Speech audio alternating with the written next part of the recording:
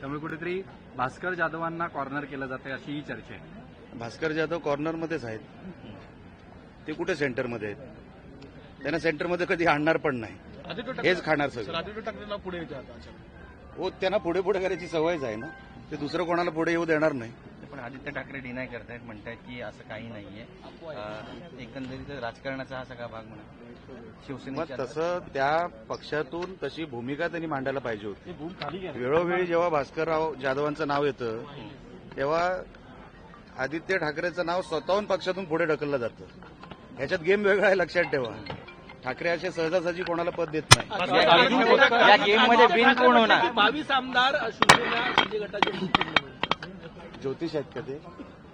ज्योतिष आहेत, त्यांचे किती राहिले? त्यांचे 20च आहेत ना. त्यांनी नको त्या विषयामध्ये हात घालू नये. विधायक कुठल्या तरी चांगल्या सोशल विषयावर कुठेतरी चर्चा करा. नको त्या विषयांमध्ये जिथे आपली ताकद नाही तिथपर्यंत बोलू नये. अर्जुन खोतकर आज असं म्हटलेले आहेत की आचारसंहिता भाजप पाळत नाहीये आणि आम्हाला नियम पाळायला सांगतायत.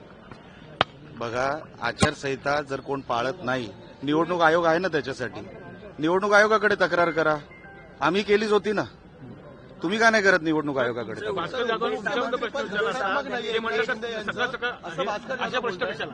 काय म्हणताय? तुमच्याबद्दल प्रश्न विचारला असता सकाळ सकाळ हे प्रश्न कशाला? सकाळ सकाळ माझं पण तेच म्हणणं आहे, त्यांचं नाव सकाळी सकाळी माझ्यासमोर का घेत आहे?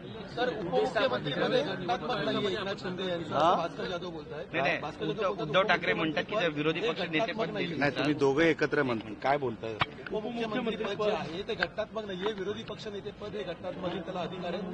उपमुख्यमंत्री पदाला कुठलेही अधिकार नाही. कोण म्हटलं? भास्कर जाधव. बघा, 3 अधिवेशनं झाली ना, हे 4थं अधिवेशन आहे. कोण घटनात्मक आहे, कोण घटनात्मक नाहीये, हे सभागृहामध्ये एकदा होऊन जाऊ द्या ना. आपण जे बाहेर मीडियावर बोलता ते एकदा सभागृहात बोलायची हिंमत ठेवा, मग बघूया कोण काय घटनात्मक आहे आणि कोण घटनात्मक नाहीये ते.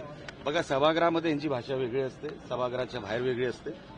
जर हे सगळं ठरणार असेल तर हे संख्या लागते ना त्याच्यासाठी. विरोधी पक्ष नेता ठरवण्यासाठी संख्या लागते. अशा केंद्रामध्ये पण तोच नियम आहे, इकडे पण तोच नियम आहे. पहिलं भास्करराव जाधवांनी अभ्यास करून घ्यावा की घटना काय म्हणते आणि त्याच्यावरती आकडेवारी फार महत्वाची असते. आकडेवारी असती तर तुम्हाला हे मिळालं असतं. ठाकरे हे भास्कर जाधव खेळवतात कसं? बघा,